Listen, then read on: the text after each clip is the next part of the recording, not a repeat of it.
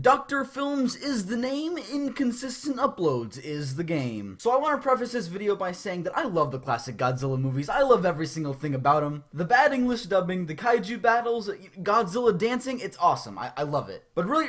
wow, that was bad. But recently I was watching the original Japanese Godzilla film and I started to ask myself, why did this go to this? Before that viewing, the last time I watched the 1954 Godzilla film was when I was like around 11. So now that I've watched it again, I have much more respect for it. It's such an excellent film. But this viewing of 1954's Godzilla was different. I love cheering on the kaiju battles, I love seeing buildings explode as a wall of flames build behind Godzilla, but this time I didn't feel that way. The film was so depressing. The characters were handled so well they felt very real. Partly due to this, the whole film felt grounded in reality, so when Godzilla came, I wasn't filled with excitement because I knew destruction was imminent.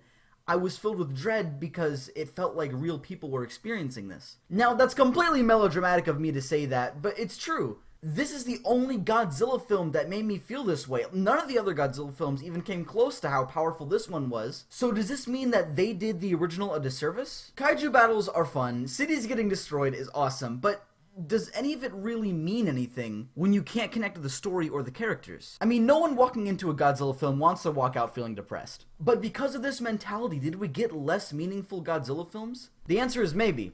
I don't know. My opinion sways a lot, so I can never give a clear answer. There are a few Godzilla films that I can think of that do have messages similar to the one in the original. For instance, the message in Godzilla vs. Hedorah is always recycle or else filmmakers will do drugs and create a psychedelic mess of a movie. Another is Godzilla vs. Megalon, which essentially states that recycle and don't mess with the ocean, or else the poster for the film will be really misleading. But these films fail at delivering their message, whereas the original Godzilla film doesn't. The original successfully states that nuclear bombs are an awful creation, and if we keep testing these things, there will be hideous consequences. It succeeds in telling us this by grounding the film in reality, having stunning cinematography, and having a striking soundtrack. Well, the two Godzilla films I gave as examples, we have this for realistic characters.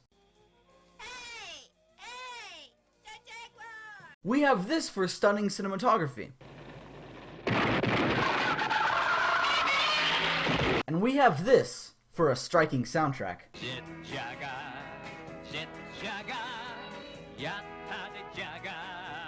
While these films do have meanings, they certainly don't pack the same punch that the original had. Many of the other films are like this too because they just don't try as hard as the original or they just don't care. Earlier I asked the question, why did this go to this? And I believe the answer to this question also goes into why we don't feel as connected to the other Godzilla films as we did to the first Godzilla film. And so the answer to that question is kids. It's safe to assume that the Toho studio executives wanted to earn as much cash as they possibly could by making these films. So they started to market them towards kids, which is why we have such masterpieces like Godzilla's Revenge and Son of Godzilla. But the question still remains, is the rest of the Godzilla franchise a disservice to the original? Personally, I have to say yes. Since Toho wanted to market these films towards kids, I feel like that also took out the gritty realness that the first one had. Now, later on, past the Showa 70s era, Godzilla started to get more and more serious, but I honestly don't believe any of them can compare to the first one. And as I said earlier, don't get me wrong, I love a good old-fashioned Godzilla film. In fact, excluding the original film, my favorite Godzilla film is Godzilla against Mechagodzilla, where they used the bones from 1954's Godzilla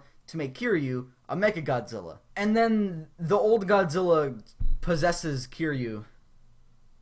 Yeah, maybe I have a bad taste in movies. I still hope that perhaps one day we'll have a truly great Godzilla film, one that can rival the original, one that isn't marketed towards kids, one that has a message and can really deliver on it. Until then, we'll just have to make do with the cinematic masterpiece that is Godzilla vs. Megalon. Thanks for watching.